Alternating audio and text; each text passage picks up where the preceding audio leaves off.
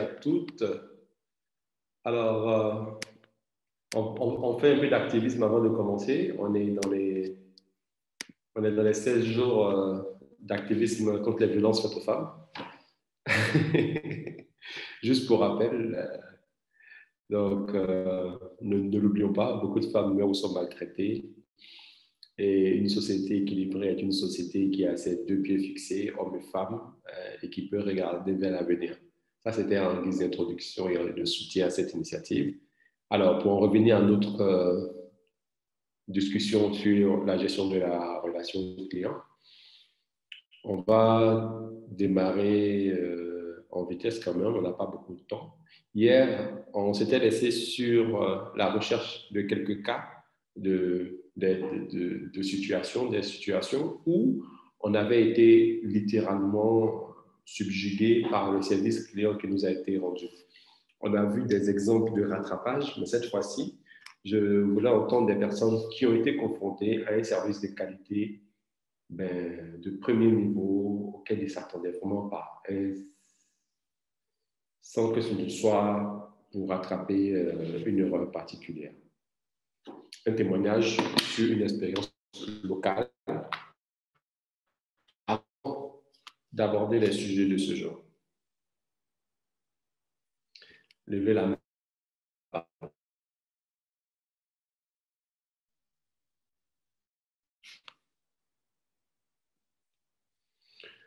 Axel, Ivan, bonjour. Kwame, c'est bon de savoir que vous êtes prêts. Un témoignage? Un témoignage positif?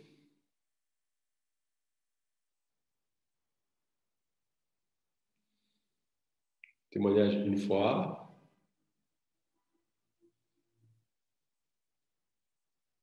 Deux fois. Trois fois. Bon. Adjugé vendu. Il y a trois mains en l'air. Hein. Ah oui? Il y a les mains? D'accord. Ok. Bonsoir, monsieur Gorou. Oui, bonsoir, Maxwell. Je n'ai pas pu assister à hier. Je ne savais pas qu'il y avait un cours hier. Ah, en tout cas, on l'a senti cela. Vraiment désolé, c'est aujourd'hui que je suis que c'était tous les jours. Ça m'a fait quand même mal, mais bon. Je pense que hier, si parler de témoignage, on a pu se rattraper. Hier, nous étions à court de livreurs. On n'a pas pu délivrer, on n'a pas de livreur personnel pour pouvoir livrer. Ils ont s'occuper. Donc, nous avons pris un livreur de Jumia qu'on a payé pour qu'il puisse aller livrer. Il ne faut pas ça d'habitude. Et il a carrément arrivé là-bas, la cliente n'a pas répondu au premier appel. Donc, il a carrément sermonné la cliente. Je ne sais pas si c'est ça comme vous le témoignage, mais il a carrément sermonné la cliente. Et au retour, nous avons dû. Il est revenu avec le plat, sans livrer d'ailleurs. Et les échanges ont commencé sur notre boîte mail. Nous avons vu déjà la plainte et comment ça a commencé à tourner au vinaigre. Nous avons pu nous rattraper en délivrant le plat et puis en faisant une petite réduction et puis en ajoutant d'autres plats qu'on n'avait jamais goûté. Et le soir, à la fin de la soirée, elle nous a envoyé un message pour dire merci. Pas parce qu'on a ajouté des plats, mais parce que les plats étaient vraiment merveilleux, vraiment bons et qu'au moins, là, elle sait déjà qu'est-ce qu'on fait en plus et tout. Elle a été vraiment émerveillée par les plats. Donc, ça nous a permis déjà de sauver la situation et puis de pouvoir montrer d'autres choses qu'on savait faire aux clients, en fait. Wow. Bravo. C'est pas facile, hein? Non. Le livreur, il n'a pas été simple, hein? Il a vraiment ça. Comme ce n'était pas notre livreur, donc on ne pouvait pas faire autrement. On a dû obligé de changer de livreur et puis voilà, essayer de résoudre la situation. Ouais. Ah ouais, c'est vrai que ça arrive. Ok, très bien. Alors, est-ce que quelqu'un a déjà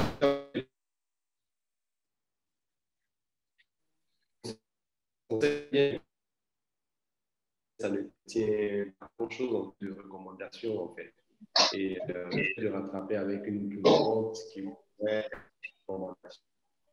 et qui laisse exprime en disant j'ai apprécié la qualité de ce que vous faites. Donc, ça veut dire que c'est quelqu'un qui va s'entourer.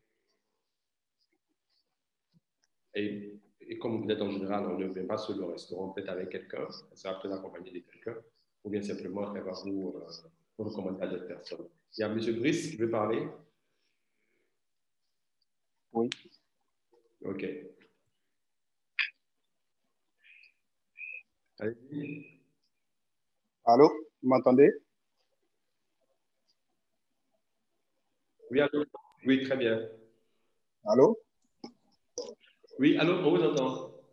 D'accord. Donc, bonsoir, M. Gourou, déjà. Bonsoir, Brice. Ouais. Donc, l'expérience que moi j'ai à partager, ce n'est pas une expérience que j'ai vécue moi-même, mais une expérience qu'on a fait vivre. D'accord, très bien. Voilà. Donc, M. Brice, déjà, il est maître d'hôtel à l'hôtel Les Jardins d'Ivoire San Pedro. OK. Voilà. Et on a un client qui est un habitué, voilà, qui vient beaucoup chez nous. Et quand il vient, c'est le client le plus simple possible. Voilà, qui pour lui, le prix n'est pas un problème, c'est juste de tomber sur des mets de qualité et puis un service qui va avec. Voilà. Donc, il a pour habitude de venir et quand il vient à chaque fois, il nous laisse un bon pourboire à chaque fois aussi. Donc, une fois, avec le personnel, j'ai décidé que si ce client-là venait, on allait lui faire un cadeau. Vu que c'est lui qui nous laisse à chaque fois des pourboires quand il vient, donc s'il venait la prochaine fois, c'est nous qui allons lui faire un cadeau. Et c'est tombé ce jour-là qu'il est venu avec son épouse. Allô?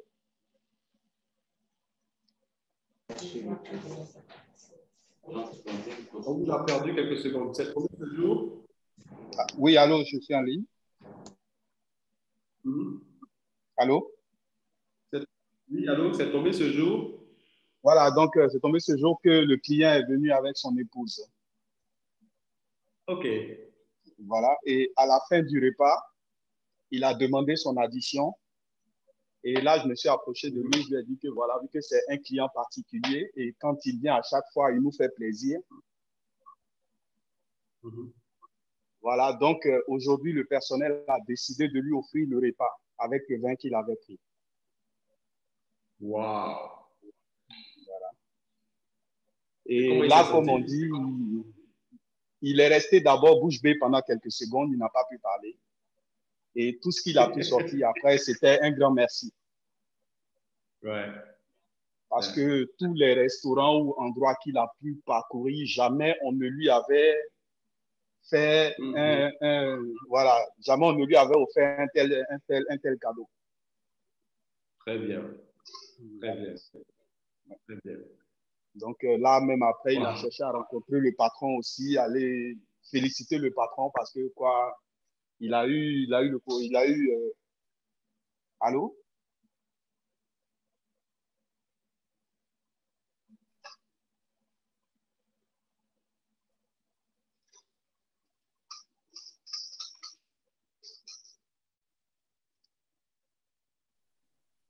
Allô?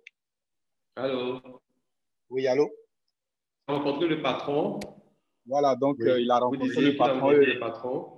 Oui, donc il a rencontré le patron et lui a expliqué ce que le personnel lui avait offert comme cadeau. Et le patron lui aussi qui tombait des nuages parce que il ne s'attendait pas à un tel cadeau aussi. Donc lui aussi, après, nous a remercié. Et vu que c'est nous qui devions payer l'addition, le patron nous a demandé de laisser tomber. Qui s'en chargeait?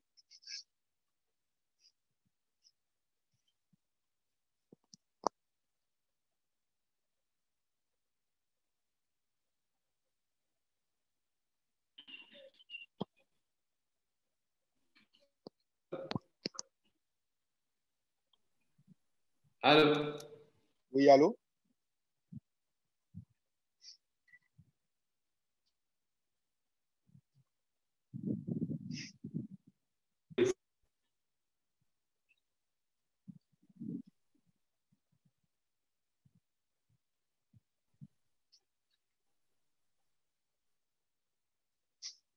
Allô? Est-ce que vous m'entendez? Oui, je vous entends.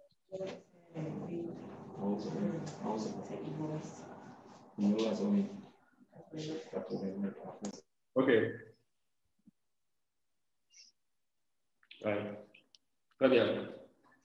Merci beaucoup, Brice, pour ce témoignage. Je disais que, fort heureusement, le patron n'était pas fâché parce que vous avez offert le plat à un client.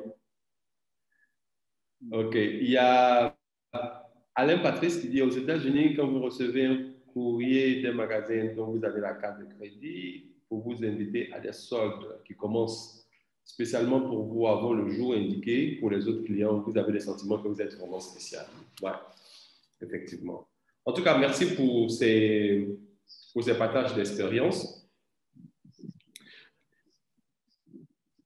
Là où il faut pousser le bouchon un peu plus loin, c'est d'arriver à mettre des agissements, des actions comme les actions posées par Brice, ou bien ce que Goris de Texas Grill a fait dans un processus. D'accord? Et c'est de se dire, est-ce que dans le processus, les employés ont l'autonomie, jusqu'à quel degré d'autonomie ils ont pour régler ce genre de cas? Pour Goris, par exemple, je prends un exemple. Imaginons que M. Goris même ne soit pas du tout joignable, qu'il ne soit pas en Côte d'Ivoire et qu'il y a une situation comme celle-là où il y a un client qui est mécontent, à raison ou à tort. Est-ce que quelqu'un au sein de l'organisation sait ce qu'il faut faire?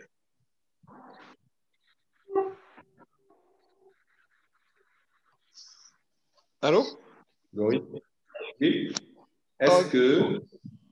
Bon, je pense que c'est vrai que mon entreprise est en train de grandir, donc on ne peut pas avoir la même manière de réagir. Mais depuis petit jusqu'à maintenant, là, nous avons deux restaurants pour le moment. Donc, je pense que j'ai impacté de mon esprit déjà mes employés. Donc, ils savent à chaque fois qu'il y a un truc qui arrive, si un verre est cassé, ils savent comment réagir. S'il y a un client qui est pas content de son plat, ils savent comment réagir. Ils ont la latitude même de remplacer le plat si la cuisson n'est pas... Ça, c'est mon esprit que j'ai laissé parce que je pense que c'est aussi ça un gros problème. Les employés ne connaissant pas l'esprit du patron, ils ne savent pas comment réagir vis-à-vis de certaines situations. Mais moi, je pense que même si mes employés, si un client s'est fâché, n'a pas pu manger, bien la nourriture arrive en retard, ils savent que s'ils offrent le plat, je ne vais pas me fâcher pour cela. Donc, ils savent déjà, ils savent qu'ils ont pris le plat. Oui. D'accord. Vous allez comprendre, voilà. On revient tous. Maintenant, moi, j'ai été embauché chez Texas Grill hier. D'accord? Okay. Oui. Je suis confronté à une situation comme celle-là. Oui. Est-ce que je sais comment réagir? Immédiatement, vous vous référez au manager ou bien au superviseur qui est dans la salle. Sinon, si le superviseur n'est pas là, vous vous référez directement au manager et eux, ils vont prendre en même temps la situation en main.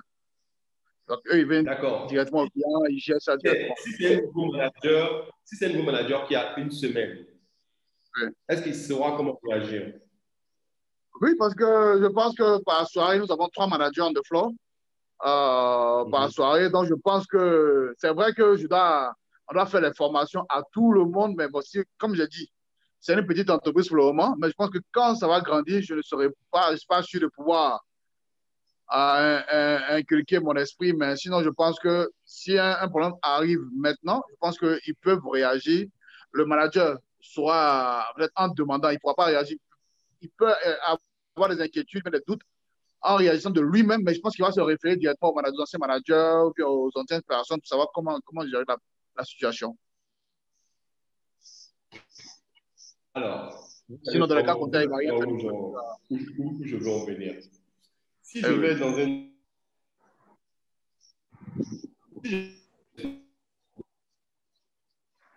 Ça s'entrecoupe?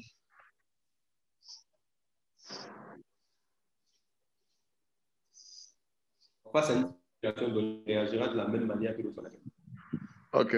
Ça s'entrecoupe, je n'ai pas pu saisir.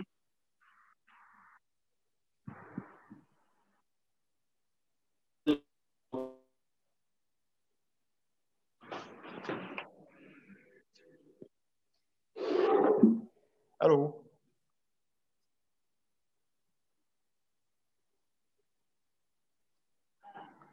Allô? Je pense que M. Gourou doit avoir des problèmes de connexion. Ah, On ok, va, d'accord. on va attendre qu'il se reconnecte. Ok. Oui, oui, bien sûr.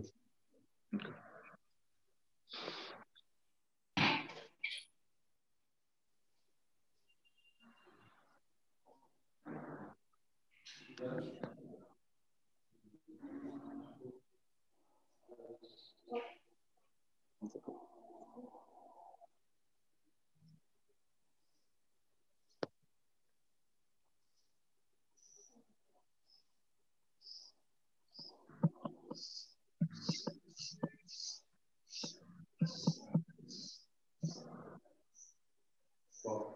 Excusez-moi, je suis allé chercher une nouvelle box. Donnez-moi une minute. No, it's okay. Yeah. Oui. Je vais sur le box.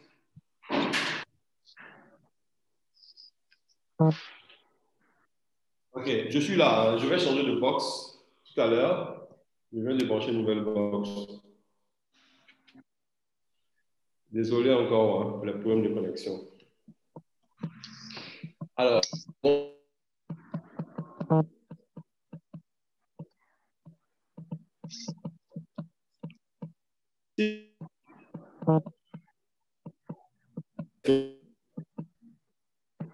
Restaurant.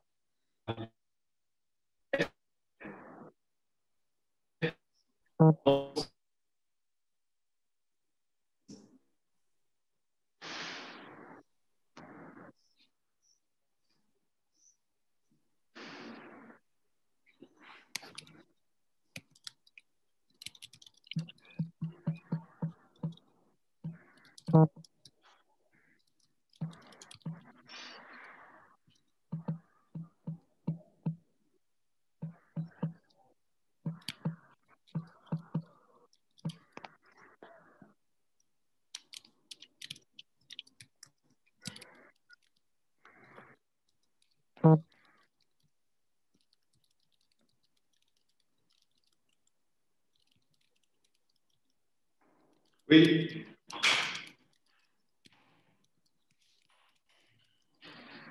C'est le mot de passe de la fibre ou de ça? Ça. Yeah, no, go down.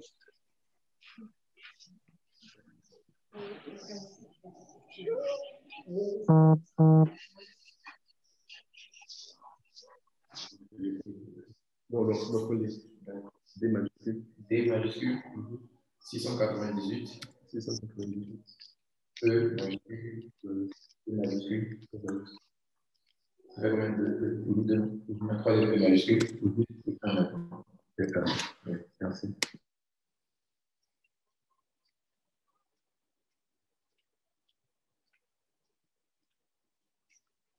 Oui, c'est bon. Allô, vous m'entendez mieux? Mieux. Ok. J'ai dû changer de box de connexion. Alors, donc, ma question, je l'ai posée dans le chat. Si je change de restaurant, que je quitte Texas Grill 1 pour aller chez Texas Grill 2 et que j'ai un souci, est-ce que la réaction du manager de Texas Grill 2 sera la même? Oui, je pense pour le moment, ça sera la même, puisque c'est ceux qui ont commencé avec moi qui sont dans les deux restaurants. C'est ceux qui gèrent les deux restaurants.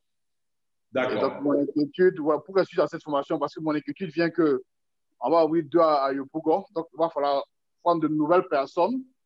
Exactement. Là, ça, c'est là que la panique, je peux dire que tu es vraiment paniqué, c'est là que la panique apparaît. La panique, il n'y a pas besoin de panique. Il n'y a pas besoin de panique. Alors, je le dis pour tous les entrepreneurs, hein, c'est-à-dire tous ceux qui ont, même les managers, qui ont je veux dire, cette philosophie de gestion. C'est pareil. C'est-à-dire, le temps et le développement de votre entreprise sont ce que j'appellerais les plus grands ennemis de votre esprit, comme on dit, comme Maxwell disait tout à l'heure. La question, c'est de passer de l'esprit au processus. Ouais. C'est-à-dire, à un moment donné, je dois avoir un processus qui est connu, qui est certain. Au niveau du serveur, par exemple, jusqu'à quel niveau il peut réparer une gamme? Jusqu'à quel niveau il peut faire une faveur à un client. Et ça, le serveur doit le savoir, son patron doit le savoir, le moyen pour qu'il le reporte, ou bien s'il a besoin de validation, jusqu'à quel niveau. De telle sorte que les gens puissent avoir une certaine forme d'autonomie sur les situations. Ils puissent avoir une certaine forme d'autonomie sur les situations. Les situations, c'est sûr qu'il y en a plein. Le client peut être insatisfait d'une boisson, qu'il juge machin et tout. Est-ce que le serveur il a l'autonomie de changer la boisson sans même s'en référer à son N+1, mais il va lui reporter la situation? C'est-à-dire qu'il n'a pas besoin d'autorisation, il a juste peut-être un devoir d'information. De telle sorte qu'il puisse dire au client, non, ne vous en faites pas, je vous change. Et qu'il puisse respecter sa parole de dire que je vous change effectivement la boisson, par exemple. Genre de l'instantané. OK? Et à quel moment le manager intervient et ainsi de suite, ou bien le chef d'équipe d'abord et enfin le manager. Donc, il faut arriver à un moment donné à établir des processus. Ce sont ces processus-là qui vont faire partie de la formation du personnel et de la gestion de la relation. D'accord? OK. Parce qu'en grandissant, c'est un peu comme l'attraction dans un noyau, dans un atome. Vous voyez? Aujourd'hui, les premières personnes là sont les plus proches du noyau. Le noyau ici, c'est vous. Parce que vous avez porté votre projet, vous en avez la philosophie, l'historique et tout. Donc, les premières personnes là sont autour du noyau. Donc, elles n'ont pas de mal à apprendre à la source. Est-ce qu'on voit? Donc, l'attraction est forte. Je n'ai pas fait les sciences physiques, hein, c'est la seule chose que j'ai retenue d'ailleurs. Mais plus vous allez commencer à grandir, les nouvelles personnes seront plus éloignées du noyau. La proximité que vous avez eue avec les premiers, vous n'aurez pas forcément cette proximité avec les prochains. Et ni même le temps. Parce que si moi je bouffe dans un restaurant de Texas Grill qui a ouvert samedi à Yopougon et que j'ai l'habitude de manger à la Riviera, franchement, il y a un minimum que j'attends à trouver à Yopougon. Parce que ce n'est pas le quartier, c'est Texas Grill qui m'a fait arriver là-bas. Ah ouais. Donc, je ne cherche pas une qualité pour Yopougon et une qualité pour la Riviera. Je cherche pas une... C'est pas le même prix. Ah non, mais on est d'accord, mais il y a un esprit minimum que j'attends. Bien sûr, bien sûr. On s'ajuste, mais en même temps, Yopougon, on a une masse qu'on n'a pas à la Riviera. Bien sûr. Ah, donc, si je suis habitué des restaurants Texas Grill, que j'ai mon menu préféré à la Riviera, si ce menu-là est sur la carte à Yopougon, il faut que je trouve le goût, OK? Bien sûr.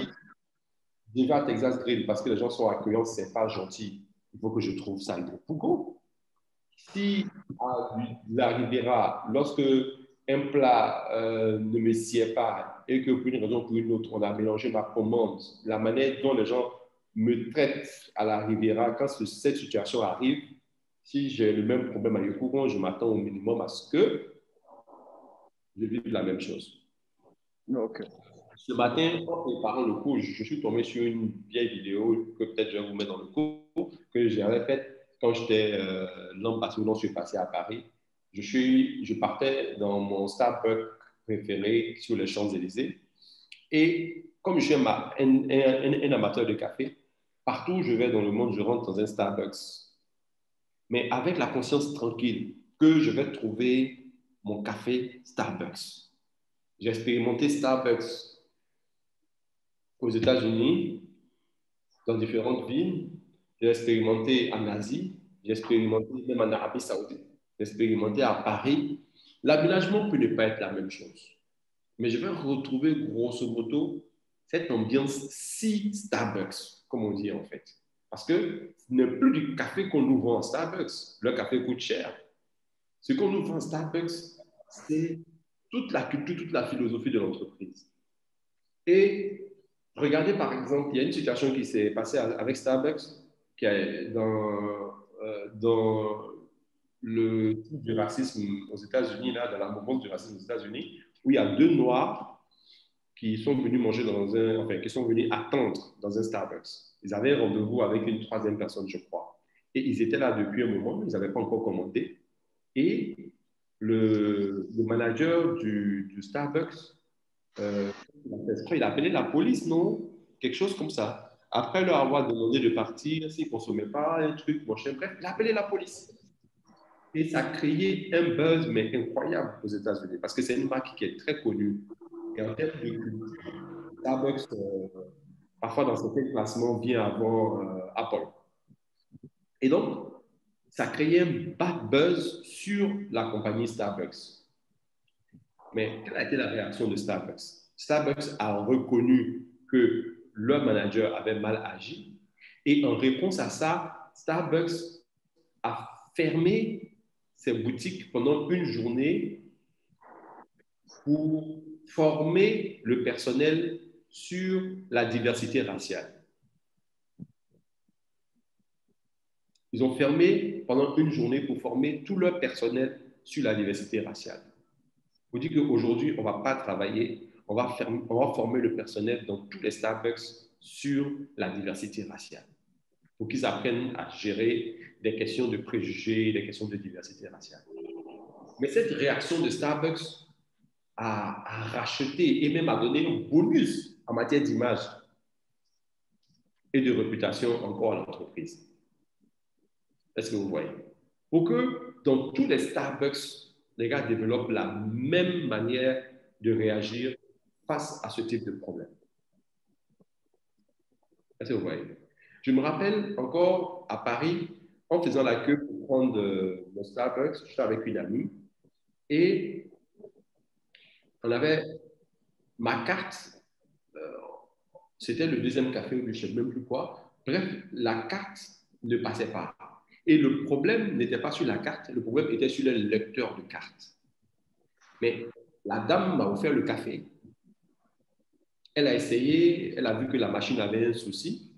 Et elle a dit non, monsieur, c'est bon, c'est offert par la maison. La serveuse, directement la serveuse. Elle n'a pas eu besoin de se retourner pour demander à son collègue, ni à son manager, ni à personne d'autre. Elle a pris la décision de m'offrir le café automatiquement. Mais vous comprenez que ce n'est pas sa décision, c'est la politique maison. Elle sait qu'elle a le droit de faire ça sans demander l'avis de qui que ce soit. Est-ce qu'on voit la force des processus? C'est là la force des processus. Je connais des entrepreneurs qui... Je connais une particulièrement. Elle a un institut de beauté. Et tenez-vous bien, il y a des clients qui appellent. Lorsqu'elle n'est pas là, ils ne viennent pas. Lorsqu'elle n'est pas là, ils ne viennent pas. Mais comment quelqu'un comme elle, en tant qu'entrepreneur, peut se développer? Parce que si tu ouvres un 2e institut, tu ne peux pas être dans les 2 endroits en même temps. Donc, c'est pourquoi, à un moment donné, je ne peux même pas savoir qui est Maxwell Boris.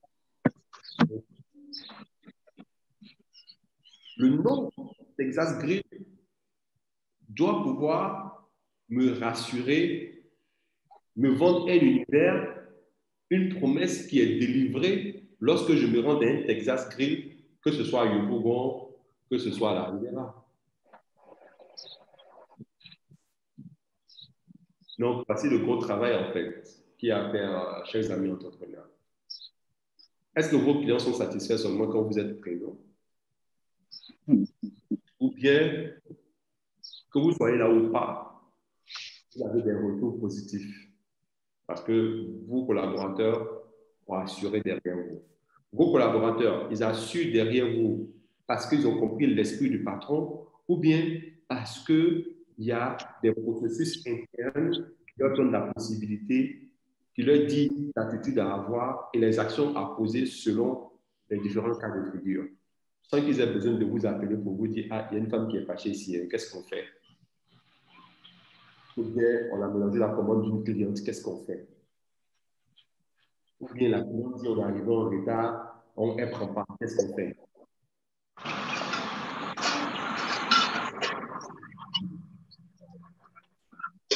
Moins vous aurez ce genre de remontée d'informations et plus les gens seront autonomes dans la gestion de certaines situations, il va de soi que vous allez augmenter votre réactivité, améliorer la gestion de votre relation clientèle.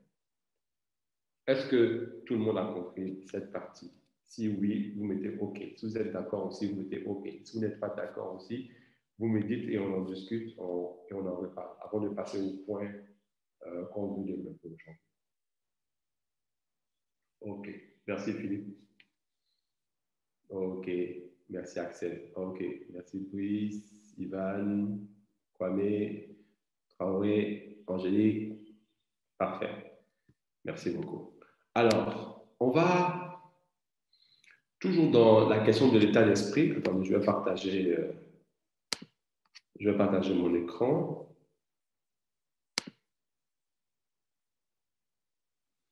Non.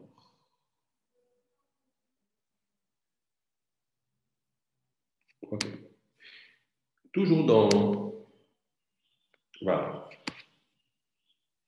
Ici, ça me permet d'aborder un point que j'aime bien parce que... Voilà. Donc, toujours dans le développement de l'état d'esprit, on avait vu la pyramide de satisfaction hier. Pour ceux qui n'étaient pas là, la pyramide de l'expérience client. On a dit qu'on commençait par les éléments basiques parce qu'il faut que notre offre satisfasse d'abord à la base les besoins primaires de nos clients. Il faut avoir un minimum avant de monter sur des étapes plus claires jusqu'au dernier moment où on dit le fait « waouh », le client ne s'attend vraiment pas à ça. Donc, on en a parlé hier. On a parlé de comment favoriser la prise de conscience du personnel. On a dit qu'il y avait des salariés qui n'avaient jamais vu un client en face et que ça, c'est quelque chose qu'il faut corriger. Si vous pouvez, lorsque vous avez des foires, des salons, faites en sorte que de temps en temps, les personnes qui sont en back-office, qui n'ont jamais de contact direct avec le client, puissent venir au stand pour rencontrer les clients. Parce que quand je connais quelqu'un sur papier et puis quand je peux mettre un visage sur le type de client qu'on sert, c'est deux choses complètement différentes. D'accord? Il faut montrer l'impact des actions sur le client. Il faut aussi récompenser les bonnes attitudes qui tendent dans le sens de la relation client. Ça, ce sont les éléments qu'on a vus hier, entre autres.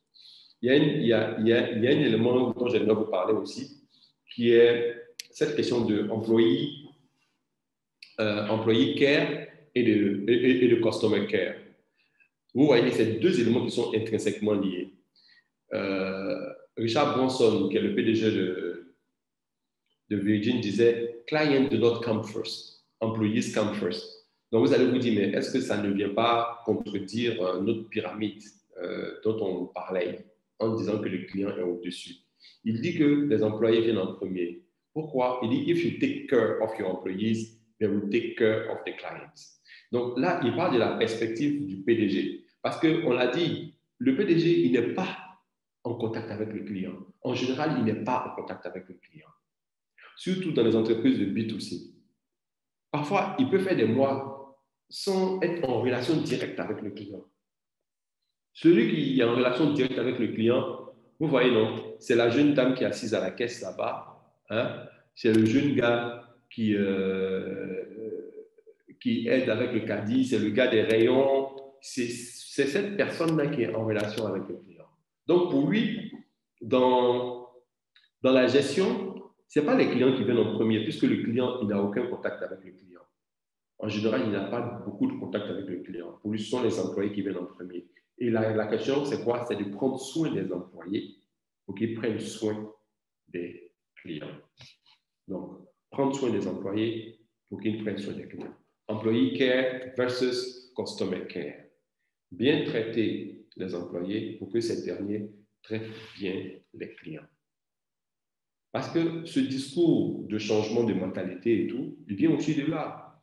Vous ne pouvez pas être dans un système où les personnes qui sont en contact direct avec les clients sont mal payées, sont stressées, ne sont pas valorisées. On les insulte matin, midi et soir. On leur montre qu'ils sont les derniers maillons de la chaîne. On leur montre qu'on peut les remplacer quand on veut. Ils sont dans une situation perpétuelle d'insécurité au niveau du travail. Vous voulez leur faire vivre tout ça, et puis à la fin, vous voulez que quand le client vienne, il soit là. Bonjour, on est très heureux de vous accueillir ici. On va prendre soin de vous. Quand même, il y a quelque chose qui ne va pas. Est-ce que vous êtes d'accord avec moi qu'il y a quelque chose qui ne va pas? Donc, prendre soin de ses employés, c'est une étape essentielle pour développer un état d'esprit orienté client. Et les employés, en général, on les appelle comment? Les clients internes.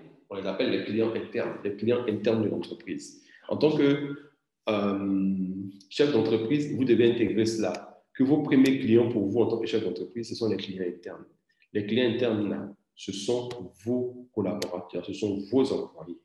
Et vous devez prendre soin de ceux qui doivent prendre soin des clients. Si vous prenez soin d'eux, ils prendront encore plus soin des clients. Alors, comme je l'ai dit, tout ça, ce sont des rappels. Vous avez sans doute des situations que vous aimeriez nous partager à cet effet-là. Il n'y a vraiment pas de problème. Il y a Alain. Oui, quelqu'un a des questions? J'ai vu que Maxwell veut poser une question. Ou bien c'était il y a longtemps, il y a 14h21. Mais c'est quand vous voulez poser une question, demandez la parole et M. Bondo se fera le plaisir de vous passer la parole. Sur ce point particulier, est-ce qu'il y a une question ou bien un partage d'expérience? C'est Rian. Oui, bonjour, m'entendez-vous? Oui, très bien. En fait, je voudrais revenir sur un point que vous avez vraiment abordé précédemment, qui était le suivant concernant une propriétaire d'un salon de coiffure qui justement exprimait qu'en dehors d'elle-même, ses clientes n'appréciaient pas vraiment venir au salon. Il me semble que vous avez mentionné très brièvement quelle aurait été la façon la plus optimale pour qu'elle puisse en fait permettre à ses clients de vivre une expérience tout aussi similaire et agréable lorsqu'elle n'est pas là. Quelles auraient pu être les solutions dans un cas pareil? Ok, c'est ce sujet passionnant que j'abordais en ayant pour interlocuteur direct M. Boris, c'est de passer de l'état d'esprit au process. Ça veut dire quoi? Qu'en général, les filles dans le salon de coiffure ne savent pas quoi faire lorsqu'elles n'est pas là. C'est-à-dire, elles souhaiteraient que les gens limitent. Mais justement, il y a une limite à l'imitation. Elle veut que les gens la regardent faire, mais ce n'est pas pédagogique. Et c'est pourquoi il faut passer de l'état d'esprit à un processus. Quand on arrive à ce niveau de processus, on peut transformer le processus, on peut en faire un parcours d'apprentissage et de formation. Est-ce qu'on se comprend? Je prends un exemple. Peut-être qu'elle a une façon d'accueillir les clientes, qu'elles les connaissent ou bien qu'elles ne les connaissent pas. Elle est agréable, elle est souriante. Donc déjà, trait de caractère des personnes que je veux embaucher dans mon salon, il faut que ce soit des personnes empathiques. D'accord? C'est vrai qu'on peut apprendre à sourire à quelqu'un, ça c'est sûr. Parce que imaginez qu'une année, même les stations Total ont fait une publicité sur le sourire. Alors qu'on y va pour prendre du carburant. On s'en fout, nous on veut du carburant, point barre. Mais une année, Total a fait toute une campagne sur le sourire, que chez nous, on vous sert avec le sourire en plus. Mais ça n'augmente pas mon litrage. Ça ne diminue pas le prix du carburant qui est fixé chez tout le monde, même chez Total ou ailleurs. Mais pourquoi en général les gens ont leur station préférée, alors que le carburant est le même? À cause de la manière dont ils se sont traités quand ils arrivent là-bas. On est d'accord? Donc, il faut passer de cet état d'esprit de dire, voilà, regardez-moi faire et puis imitez-moi, à une autre étape qui dit, notre salon de coiffure, voici notre vision de la gestion clientèle. Voici comment nous, on sert nos clients. Et à partir de là, on peut arriver à former les gens si on identifie les points qui rendent les clients satisfaits de notre prestation. D'accord? Et on commence par responsabiliser progressivement les personnes. Et on envoie souvent des clients mystères aller faire l'expérience du salon en notre absence pour voir si les processus qu'on a mis en place sont respectés, si la personne se sent satisfaite à la fin du processus. Lorsqu'on est certain maintenant que c'est devenu une façon de faire, que tout le monde sait comment faire, on a de bons résultats quand c'est mené selon ces différentes étapes-là. On peut commencer à dire à nos autres clients, non, mais tu n'as pas besoin, vas-y, les filles prendront bien soin de toi. Et puis, s'il y a un souci, tu m'appelles. Et après, ah, ça va, ça a été, ah oui, non, les filles ont été fantastiques et tout. Est-ce qu'on se comprend? Mais tant que ça va rester dans votre tête, tant que ça va rester vous, votre façon de faire, et que ça ne va pas sortir pour devenir un processus, donc quelque chose qu'on peut mesurer, donc évaluer, ça veut dire qu'en ce moment-là, on peut établir une sorte de programme d'acquisition de ces compétences, programme d'acquisition de ces aptitudes. Et qu'on sait dorénavant qu'en termes de valeur individuelle que je recherche à l'embauche, en dehors du fait que ce soit une bonne coiffeuse, il faut qu'elle puisse se comporter de telle manière, de telle manière, de telle manière.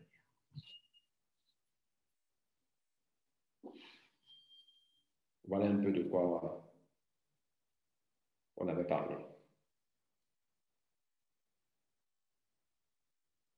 Ça va pour vous? Madame Boisson? Hello. Oui, Madame Boisson, vous êtes là? Maxwell. OK, Maxwell. OK, d'accord. Moi, je voulais réagir sur le dernier chapitre que vous avez abordé. Déjà, comme j'ai dit la dernière fois, c'est merci parce que par manque de connaissances, mais d'informations, on n'arrive pas à poser de bonnes questions. Là, par exemple, vous ne savez pas quel est le travail que vous faites, mais vous arrivez à répondre à des questions de restaurateurs, des questions de plusieurs ordres. Et là, moi, c'était ça, vraiment, ça mon inquiétude. Je me dis, non, je cherche des personnes pour nous aider, mais il n'y a pas des gens qui ont fait la restauration, qui peuvent comprendre. Moi, déjà, quand on a ouvert Texas Cocody, je cherchais quelqu'un pour pouvoir écrire un processus de restaurant, pour pouvoir envoyer les employés à savoir comment se comporter, vu qu'il y a plein qui sont arrivés que je ne connaissais pas. J'avais 68 employés avant le Covid. Là, ils sont 57. Alors, donc, je prends un monsieur qu'on dit qui a travaillé. D'abord, je ne sais pas comment on fait pour faire la recherche, pour choisir, pour sélectionner un bon manager, ou bien une bonne personne qui puisse diriger une entreprise. Ça, c'est un blocage qu'on a. J'ai pris quelqu'un qui est venu, qui a écrit, au lieu d'écrire le process, il s'est mis à écrire plein de choses. À chaque fois, il écrivait comme si c'était pour le process. Et juste après le Covid, il a ouvert un restaurant à Yopougon. Deuxièmement, moi, mes employés, par exemple, le premier cours que j'ai fait avec vous, quand j'ai vu la pyramide organisationnelle, j'ai vu le client d'abord, ensuite le boss et après les différentes directions. Donc, quand on met parce que moi, j'ai toujours mis mes employés au-dessus même des clients. Et comme j'ai tendance à dire à l'heure d'hier même, que je n'ai jamais renvoyé un seul employé.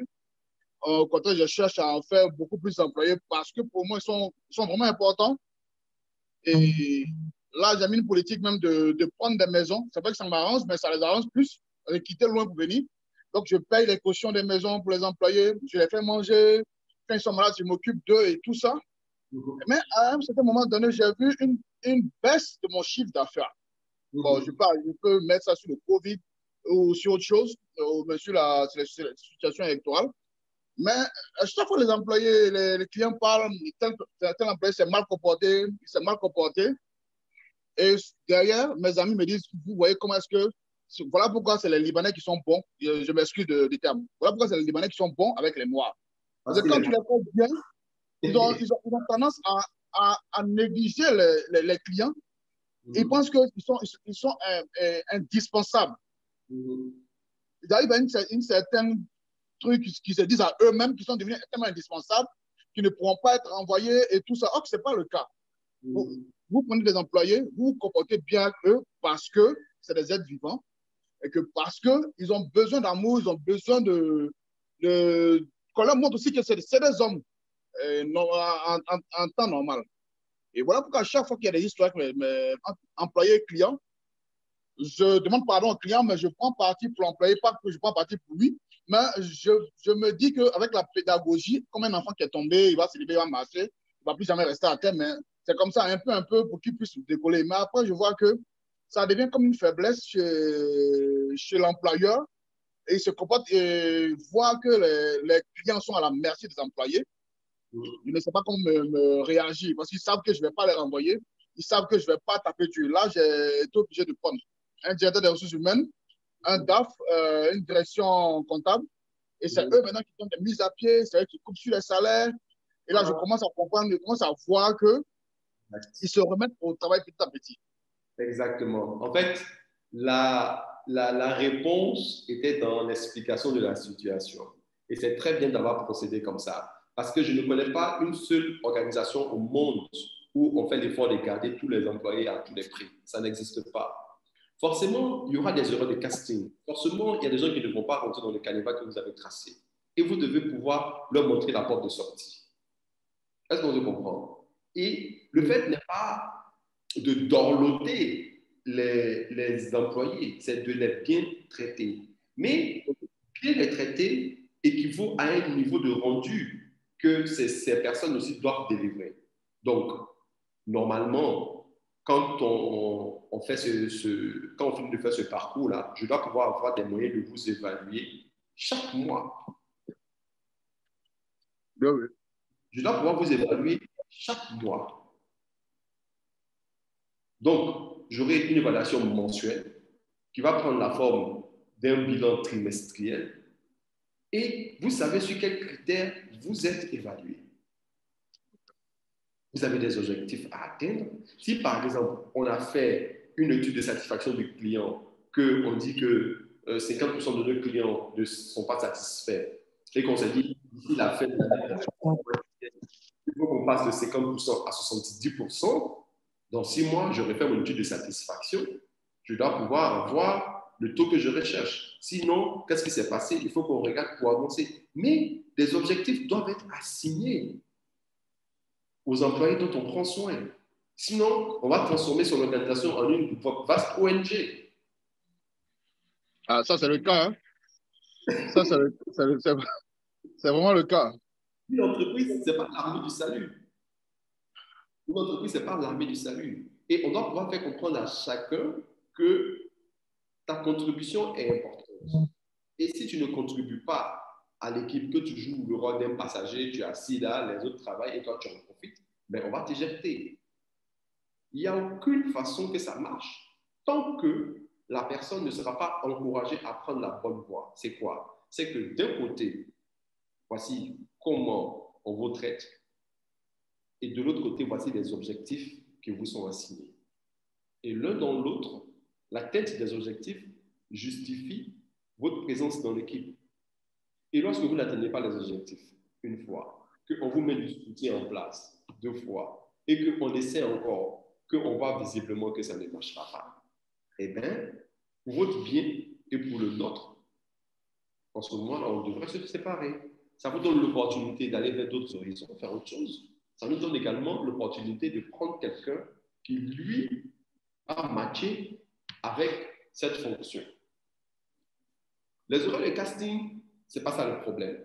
Le problème, c'est de durer dans le mauvais rêve, comme on dirait au pays, en fait.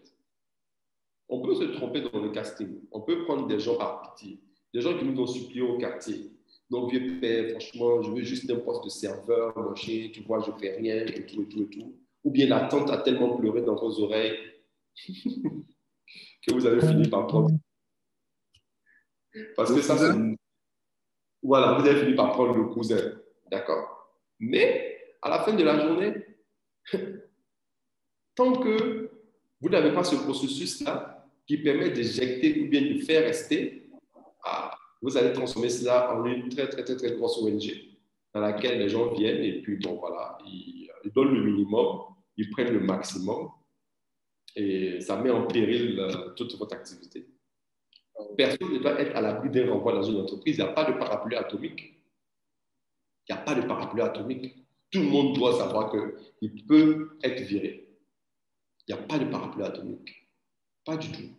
Ça n'existe pas. Une organisation où on fait tout pour garder les gens. Non. le fait que les gens s'en aillent, c'est très bien aussi pour l'organisation. Parce que ça permet de renouveler de temps en temps. Ça permet de renouveler de temps en temps. Ça permet même de comprendre nous-mêmes si on a un problème dans la gestion du personnel. Pourquoi les gens s'en vont? Ça aussi, ça doit nous permettre en démission, en renvoi. Ça nous permet de nous analyser aussi. Garder les gens à tout prix, ce n'est pas ça la solution. Jusqu'à preuve du contraire, ce n'est pas les restos du cœur, Texas Grill. Bien sûr. Nous avons traversé une véritable saison de vache maigre parce que je pense qu'il y a certains employés qui ne répondaient pas au casting. Ouais. Je pense que là maintenant, je préfère mettre même les clients à leur véritable place que de mettre les employés en première place. Je m'occupe toujours de mes employés, ouais. Mais je pense que, comme vous avez dit dès le début, le client est roi, il a la première place et après viennent les employés et nous après. Voilà. Ouais. Pour moi, c'est ce que je me dis. Absolument. Les employés doivent être bien traités. Ça, ce n'est pas un débat. Parce que ceux qui utilisent en général l'exemple des Libanais, j'en entends très souvent. Okay? Mais je ne crois pas que si ça marche avec votre état d'esprit, c'est bon. Mais moi, je ne suis pas de ce genre et je me dis, rien ne m'obligerait à maltraiter quelqu'un pour atteindre du résultat. S'il ne peut pas, il ne peut pas. Et puis, c'est bon, quoi. Voilà. Il y a plein de gens qui ont besoin de travail, qui épousent mes valeurs. Donc, je vais les trouver. Voilà. Il ne faut pas prendre de 2-3 cas pour en faire une généralité, en fait. Il faut regarder dans l'ensemble. Parce que vous avez une cinquantaine de collaborateurs. Si tous ces 50 collaborateurs n'étaient pas bons, vous auriez fermé depuis longtemps. La question de promouvoir les bonnes attitudes. Donc, en fait, c'est un travail de culture qu'il y a à faire. Promouvoir les bonnes attitudes, promouvoir ceux qui sont vraiment dans les rangs, qui respectent la culture de l'organisation, qui se comportent correctement, qui ont du résultat. Pour créer de l'émulation. Pour créer de l'émulation. Ça aussi, c'est important.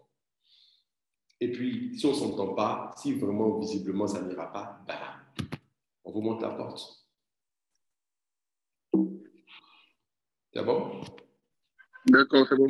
Mais petite question, pour le process d'entreprise, pour écrire le process d'entreprise, comment faire le casting pour savoir qui peut écrire un process d'entreprise ou bien est-ce que tout le monde peut le faire?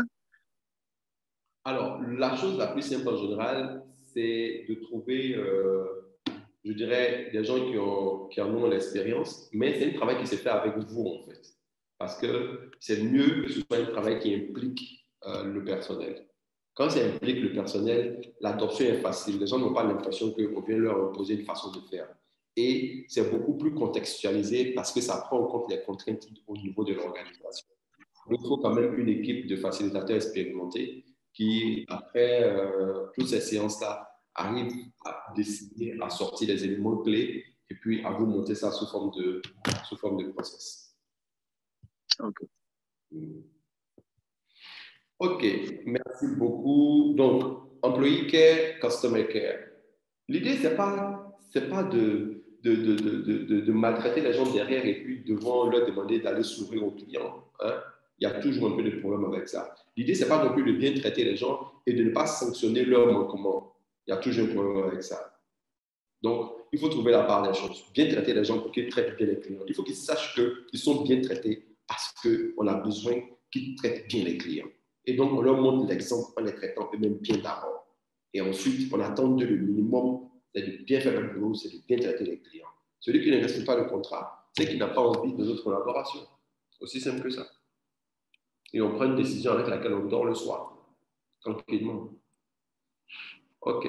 Alors, je voulais vous parler rapidement de comment on mesure la satisfaction client. Parce que ça également, c'est un aspect important. On a parlé de l'état d'esprit et tout. Après, je vois bien que vous vous en sortez très bien dans la gestion des réclamations.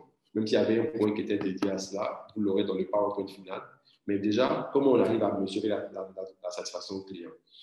Alors, je préfère vous prévenir, il y a des aspects un peu techniques, mais il y a des choses assez simples également. Donc, on va aller du plus compliqué au plus simple, mais ne vous en faites pas. On ne vous demande pas de maîtriser ces outils-là, mais c'est juste que le jour où vous aurez besoin que quelqu'un vous aide ou un cabinet vous aide à faire cela, que vous sachiez au moins ce que vous êtes en train de rechercher. L'enquête de satisfaction, donc, est très simple. C'est une enquête marketing, qu'on appelle l'enquête de satisfaction, qui a pour objectif de mesurer la satisfaction des clients et surtout d'analyser les facteurs qui interviennent dans son niveau de satisfaction. Qu'est-ce qui fait qu'il est très satisfait, pas satisfait, moyennement satisfait? Donc, il s'agit de recueillir les avis des clients et donc mesurer le taux de satisfaction ou d'insatisfaction. Qui, parmi vous, a déjà mené une enquête de satisfaction client?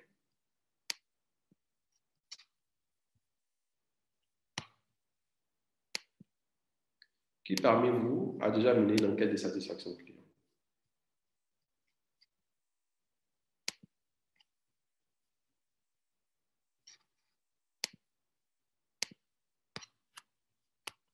Alors,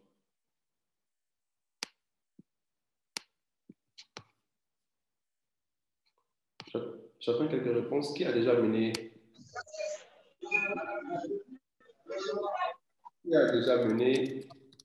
une enquête? Vous pouvez donner dans le chat. Dites-moi, moi. Ou dites-moi. Avez-vous déjà mené une enquête de satisfaction client? On a M. Gogoa qui souhaite intervenir. Allô? Allô? Allô, M. Gogoa? Oui. Oui, allez-y. Oui, moi j'ai déjà eu à mener une enquête de satisfaction clientèle. Notre équipe, c'est Intel Service SRL. Je suis nommé dans la fourniture des matériaux de construction et le commerce général. Et il arrive très souvent qu'au niveau des matériaux de construction, on a très souvent un problème de timing. Et les clients, très souvent, le plus gros problème, c'est mon ciment n'est pas arrivé à temps, mes briques ne sont pas arrivées à temps. Donc, chaque 3 mois, nous appelons toute la liste de nos clients. Chaque 3 mois, toute la liste, et nous essayons de prendre les informations à chaque niveau. Qu'est-ce qu'ils reprochent à nos services? Qu'est-ce qu'un de nos travailleurs a une fois fait contre eux qui ne les a pas plu? Et qu'est-ce qu'ils souhaiteraient qu'on puisse intégrer dans nos services? Et puis aussi également, on a nous-mêmes un logiciel, puisque je suis franchisé Binastor de la Pajol Sim. Donc, on a un logiciel qui travaille aussi également dénommé Ibélier. Et grâce au logiciel, on arrive aussi également à interroger le client directement. Donc, le client peut nous faire un commentaire. Grâce à notre logiciel, on reçoit le commentaire du client directement. Et on sait tout de suite que oui, le client, voilà, il est peu régulier chez nous parce qu'il y a quelque chose qui n'a pas marché. Et voici son commentaire. Ouais. En tout cas, permettez-moi d'applaudir. Bravo. Et quels sont les résultats que vous obtenez? Les résultats qu'on obtient, c'est qu'effectivement, très souvent, il y a des choses qui se passent entre nos livreurs et les clients que nous ne savons pas parce que nous sommes au bureau et qui ne sont pas rapportés. Et deuxièmement, on arrive tout de suite à savoir exactement que tel client qui était très fréquent chez nous n'est plus régulier ou même n'achète même plus du tout chez nous depuis 1 mois, 2 mois maintenant parce qu'effectivement, il y a eu un problème qui s'est passé. Donc, tout de suite, ça nous permet derrière de nous réorganiser et au niveau de la direction, nous-mêmes de nous déplacer pour aller vers le client pour essayer de reconstruire la relation avec le client en changeant déjà le commercial qui s'occupe du client, en changeant l'équipe qui se charge des livraisons du client et deuxièmement, en essayant de faire des bonus au client pour l'encourager à revenir dans nos livres. Oui. Très bien. Et en général, c'est quoi les résultats que vous obtenez? Le résultat en général, c'est que, c'est que pour la plupart des clients devant lesquels nous partons pour des excuses nous-mêmes, ils reviennent. Ils reviennent pour la plupart et ils reviennent après. Et puis bon, ça fait une relation plus complice, plus famille, où désormais, on leur permet de nous parler directement par nous-mêmes nos contacts personnels, au cas où il y aurait eu un problème, au lieu d'attendre que l'enquête d'abord puisse venir pour qu'ils puissent révéler ce qui ne va pas avec nous. Exactement. Donc, de la réactivité maintenant. Pour ne pas attendre que la situation s'écarte. Ça. Bon, M. Gogoa, je pense qu'après ça, on peut arrêter le cours. Hein. Merci beaucoup. Merci énormément pour cela. Merci beaucoup. Alors, je vois un service traiteur. Lors du dépôt des factures, l'assistante en charge passe voir les assistantes qui ont passé la commande pour leur demander leur avis. D'accord. OK. D'accord. Très bien. OK. Donc, on a l'enquête de satisfaction client qui est extrêmement importante, qu'il faut même systématiser d'une façon ou d'une autre. Et on va voir un peu. Alors, donc, voilà. Quelques méthodes, rapidement, 6 méthodes pour mesurer la satisfaction client. Bien évidemment, on ne pourra pas rentrer dans les détails, mais vous aurez le support et vous pourrez faire des recherches supplémentaires. Mais comme je vous l'ai dit encore, c'est un travail des techniciens. C'est pas forcément. Il y a des choses que vous pouvez faire, vous le verrez, il y a des choses très simples que vous pouvez faire. Et puis, bon, il y a un niveau de complexité pour lequel c'est plus simple. Et puis, parce que aussi vous êtes trop impliqué dedans, d'avoir une aide externe, de confier ça à un cabinet pour réaliser. Et ça permet de mettre tout le monde d'accord dans l'entreprise. Parce que quand c'est mené par les gens en interne, souvent il peut y avoir des petits achoppements au moment des résultats. L'autre va dire oui, mais toi tu as un problème avec moi depuis le départ, c'est pourquoi. Ou bien on se dit lorsque c'est quelqu'un. Souvent, vous savez, en Afrique, ici, les clients sont souvent insatisfaits et ils ne veulent pas se plaindre parce qu'ils se disent que si je me plains, on va virer quelqu'un. D'accord? Donc, vous, en tant que DG, si vous voulez faire ça de façon systématique, souvent, les gens ne vont pas donner la bonne réponse. Ils vont vous dire non, mais bon, je ne vais pas dire c'est qui, sinon peut-être tu vas perdre son travail, des choses comme ça. Donc, ce n'est pas toujours évident. Dans certains types de projets, vous avez besoin d'un œil externe pour vous amener à y voir mieux clair. Donc, on a l'enquête de satisfaction client. C'est juste retenir les opinions sur les produits et services, demander aux clients, ça peut être via un formulaire, à quel point ils sont satisfaits. Il y a différentes variantes. Hein. Aujourd'hui, grâce à Google Doc, il y a les sondages en ligne, il y a même les SurveyMonkey, il y a le sondage après livraison. D'accord? Après livraison, le sondage par email, il y a beaucoup de méthodes. Il y a vraiment beaucoup de méthodes. Donc, vous pouvez utiliser des outils en ligne pour réaliser. Merci. Il y a quelqu'un qui a ouvert son micro, il y a beaucoup de bruit. Ou bien simplement sous format papier. D'accord? Voilà. Comme M. Gougoua le dit, par exemple, ils le font par téléphone aussi parfois. Donc, vous n'avez vraiment pas de souci à vous faire. Vous pouvez utiliser toutes les méthodes qui existent, du plus simple au plus compliqué. Donc, le plus simple, c'est de réaliser par téléphone, par exemple, en posant des questions aux clients et vous cochez. Voilà, il y a format papier, vous pouvez le faire en ligne, vous pouvez décider aussi de faire des sondages systématiques après la livraison. Quand vous commandez en ligne, vous voyez ça beaucoup, on vous demande d'évaluer votre satisfaction, soit avec des étoiles, ou bien s'il y a eu un problème, de le reporter. Donc, vous avez des choses comme ça, de façon qui sont systématisées dans le processus d'achat. Donc, dans le parcours client, il y a une partie où on lui demande automatiquement son degré de satisfaction. Donc, parfois, l'enquête, on l'a dit, sous forme de papier. L'un des inconvénients ici, c'est souvent qu'on a un faible taux de retour. Bon, le questionnaire, il est structuré comme ça, la question, c'est une question très simple où c'est oui, non, ou bien d'accord, pas d'accord, moyennement d'accord, satisfait, pas satisfait. Et puis, des questions ouvertes, c'est lorsqu'on leur demande, par exemple, est-ce que vous avez des propositions à nous faire pour améliorer le service client? Des questions où le client peut parler. Donc, il faut structurer ça avec des questions fermées et des questions ouvertes.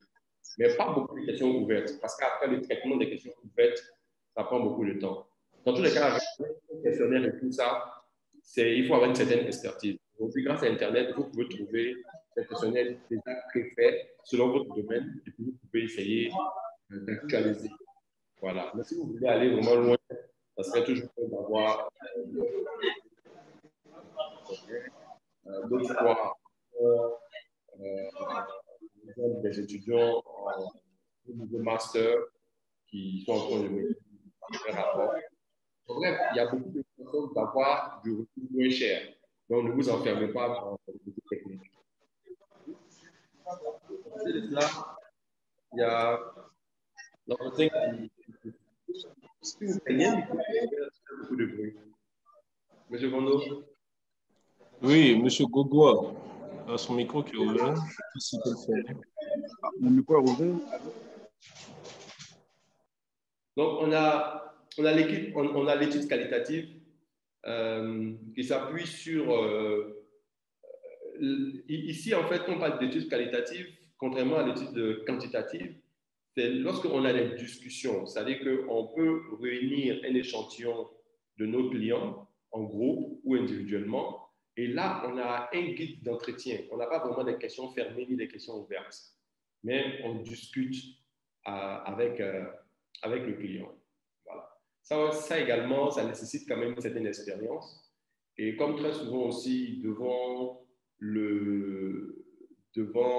l'intéressé, les gens ne sont pas toujours aptes à parler, honnêtement. Donc, c'est bon d'avoir un facilitateur externe qui pourra mener cela et qui fera son rapport. Donc, la méthode a pour avantage de relever les besoins des clients.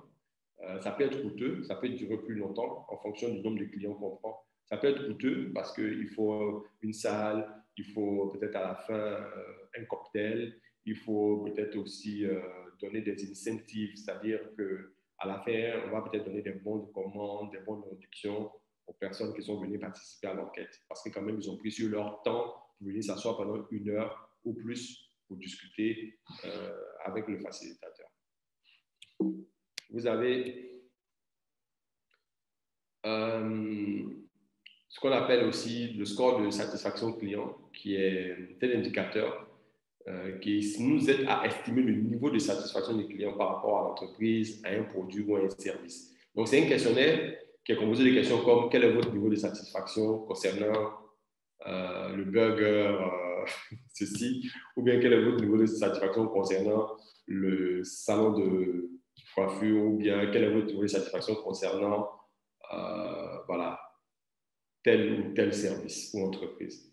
Donc, il y a 4 réponses types: très satisfait, satisfait, peu satisfait, pas satisfait. Donc, à partir de ces réponses-là,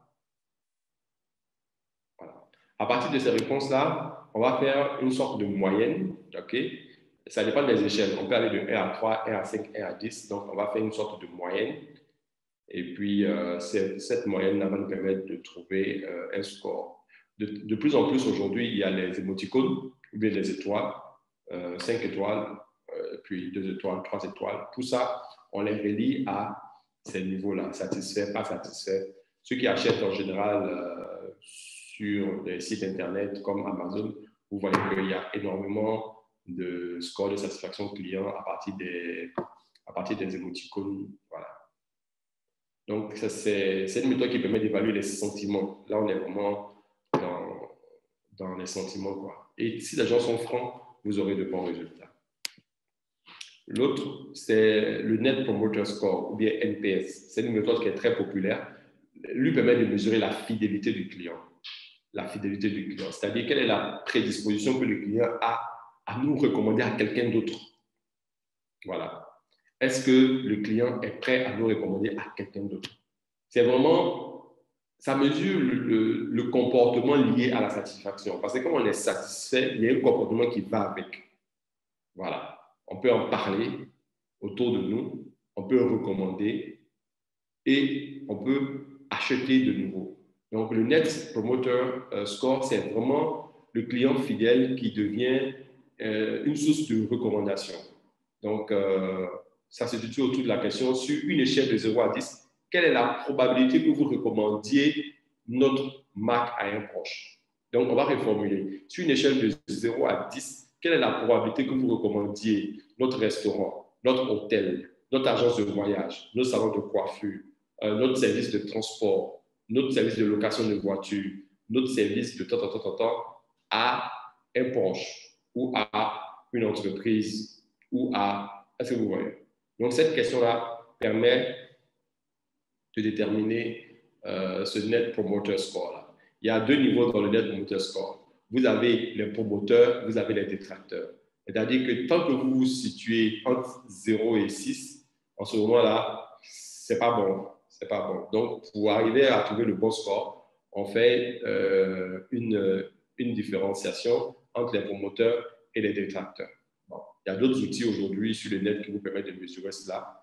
Donc, on vous en a mis qui sont là. mais ça dirige l'attention du client sur la recommandation. Voilà. Est-ce que c'est quelqu'un qui est prêt à vous recommander? Mais même quand on le fait, même quand on mène des études de satisfaction des employés dans les organisations, on leur pose également la question. Vous qui travaillez chez Texas Grill, par exemple, depuis 2 ans, est-ce que Texas Grill est une entreprise, un restaurant que vous allez recommander, que vous pouvez recommander à quelqu'un? S'il dit non, ça veut dire que son expérience en tant qu'employé chez Texas Grill n'est pas bonne. C'est la même chose. Quand vous posez la question à un consommateur, s'il dit oui et il donne l'échelle, 9 sur 10 par exemple, ça veut dire que oui, celui-là, il est très satisfait de vos services parce qu'il est prêt à recommander votre restaurant ou votre entreprise à quelqu'un. Alors, 5e, le Customer Effort Score ou bien le score d'effort client. Alors, c'est quelque chose qui est récent parce qu'il y a une explosion dans tout ce qui est achat en ligne, etc. Donc, ça a créé d'autres critères de la satisfaction du client. Donc, ça ne dépend plus forcément de est-ce que le produit est adapté à mon besoin, mais aussi la fluidité, la transparence et même l'accessibilité à l'offre. Ici, les questions qu'on se pose, c'est est-ce qu'il a été facile de nous contacter? Est-ce qu'il a été facile de faire votre achat? Ou bien, si vous n'étiez pas satisfait, est-ce qu'il a été facile de trouver une solution à votre insatisfaction? Donc, ça mesure la quantité d'efforts fournis par le client pour obtenir une satisfaction. Si je ne suis pas content d'un paquet, d'un truc qui m'a été livré, ou bien j'ai acheté quelque chose, on m'a dit que c'est garanti 6 mois, ou bien on m'a dit que c'est satisfait ou remboursé, comme les nombreuses offres qui sont accessibles aujourd'hui sur Internet, satisfait ou remboursé. Au moment où j'ai dit que ce n'était pas satisfait, jusqu'à mon remboursement, quel a été l'effort que j'ai fourni? Est-ce qu'on a remplacé automatiquement le produit? Est-ce qu'on m'a fait remplir un formulaire de 10 pages? Est-ce qu'on m'a balancé des services en service pendant une semaine? Donc ça mesure le score d'effort client. The last but not the least, le social media monitoring. Voilà. Aujourd'hui, avec les réseaux sociaux, vraiment, on a une tonne d'informations disponibles.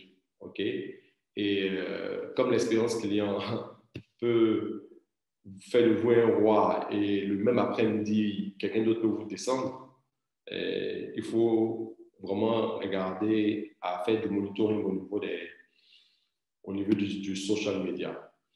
Donc, ça permet à l'entreprise d'avoir une compréhension de base des consommateurs. Voilà. Donc, on examine les conversations négatives, positives, et on utilise bien sûr Facebook, Instagram, Twitter, LinkedIn. Voilà. Il faut regarder de façon régulière. Il faut également faire des Google Alerts. Ça veut dire que, par exemple, j'ai le nom de mon entreprise, je mets ça dans Google Alert. Chaque fois que quelqu'un mentionne le nom de mon entreprise, je reçois une alerte. Comme ça me permet de savoir si les commentaires que je reçois sont positifs ou pas.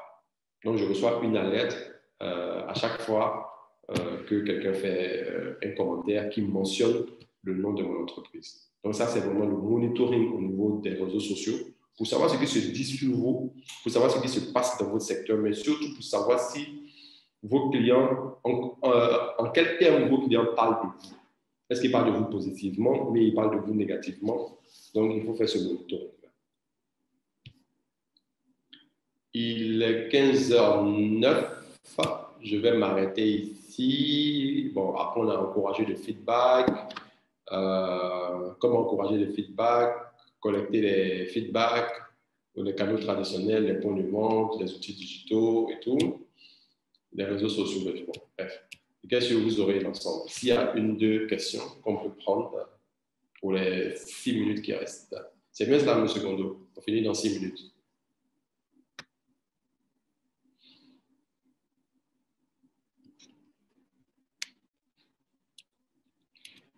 Qui a déjà fait l'enquête client mystère? Qui a déjà fait l'enquête client mystère?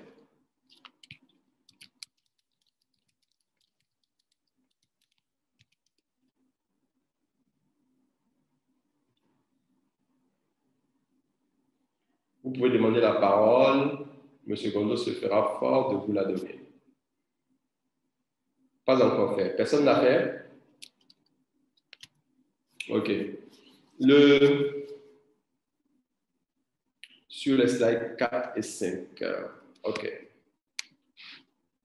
4 et 5. Le point 4, c'était ça, le net promoteur pour la recommandation. Et le 5, c'était le customer effort client, l'effort fourni par le client pour obtenir une satisfaction. Okay. Donc, le client mystère, beaucoup de personnes veulent faire le client mystère eux-mêmes. Hein? Ils se disent, bon, OK, je vais envoyer quelqu'un dans mon salon, dans ma boulangerie, dans ma pâtisserie, dans mon restaurant, dans mon hôtel, dans mon truc, pour aller voir si en mon absence, les collaborateurs se comportent bien, suivent les procédures. Le problème, c'est qu'il faut préparer l'intervention du client mystère. L'intervention du client mystère rentre dans la grande ligne d'une étude de satisfaction client. Il faut savoir ce qu'on cherche à vérifier. Il faut former le client mystère à remplir son questionnaire parce qu'effectivement, il a un questionnaire. Dès qu'il sort du restaurant, il doit remplir immédiatement le questionnaire pour ne pas oublier ce qui s'est passé. Il faut savoir qu'est-ce qu'on cherche à vérifier avec le client mystère, le scénario du client mystère. Et ce n'est pas seulement un client mystère, parfois c'est plusieurs clients mystères pour essayer de tester les différentes situations. Je lui dis, bon, OK, aujourd'hui, Madame Miancan, par exemple, ira jouer le client mystère dans mon salon de coiffure. Mais il faut qu'elle ait, désolé Lucie, il faut qu'elle ait un rôle à jouer. Je vais lui dire, alors, le client mystère que tu seras, ça sera quelqu'un qui sera insatisfait de sa coiffure à la fin. Ça veut dire que peu importe ce qu'on va faire sur ta tête ce jour-là, il faut que tu sois insatisfaite. Et tu vas te plaindre. Tu vas dire non, mais c'est n'importe quoi. Qu'est-ce que vous avez fait comme ça? C'est pas ce que j'ai demandé, etc., etc. OK? Crier et tout pour voir quelle sera la réaction de mes filles. Est-ce qu'on se comprend? Donc ça me permet de tester quelque chose. Le client mystère peut partir en disant, bon, je ne sais pas trop quelle coiffure je vais faire et tout. Ça permet aussi de tester quelque chose. D'accord? Donc, le client mystère, il y a des scénarios qu'on fait autour du client mystère. Et on n'envoie pas qu'un seul client mystère. On envoie plusieurs clients mystères, comme je l'ai dit, en fonction des éléments qu'on veut checker. Mais tout ça s'inscrit dans un projet d'ensemble. Donc, dire à son pote, bon, va voir comment les gens se comportent là-bas, bon, ça peut vous donner du feedback. Mais je ne pense pas que ça sera très pertinent si ce n'est pas inscrit dans un projet complet de satisfaction client avec des critères clairs qu'on recherche, avec un questionnaire à remplir pour le client mystère, une sorte de rapport qu'il doit faire juste après qu'il soit sorti du lieu. D'accord? Donc, je constate que beaucoup d'entre vous n'ont pas réellement fait d'études de satisfaction ou bien manquent de procédés de recueil d'informations vis-à-vis de la clientèle. C'est un point qu'il va falloir travailler, j'en suis sûr. Alors, je vais m'arrêter là. Pour moi, il est 15h14. Peut-être qu'on a encore une minute. Si quelqu'un veut dire quelque chose. Sinon, demain, c'est la session Q&A, c'est-à-dire questions-réponses. Donc, préparez les questions pour la session de demain et après cela, ça sera l'évaluation. Donc, questions-réponses, la session de demain. Monsieur Gondo va vous envoyer tout ce qu'on a vu jusqu'à aujourd'hui à partir de la plateforme par email ou whatever. Mais demain, quand on se voit, on fait une session questions-réponses. Et si je n'ai pas de réponse à vos questions, je vous dirai que je n'ai pas la réponse et on va tous aller chercher.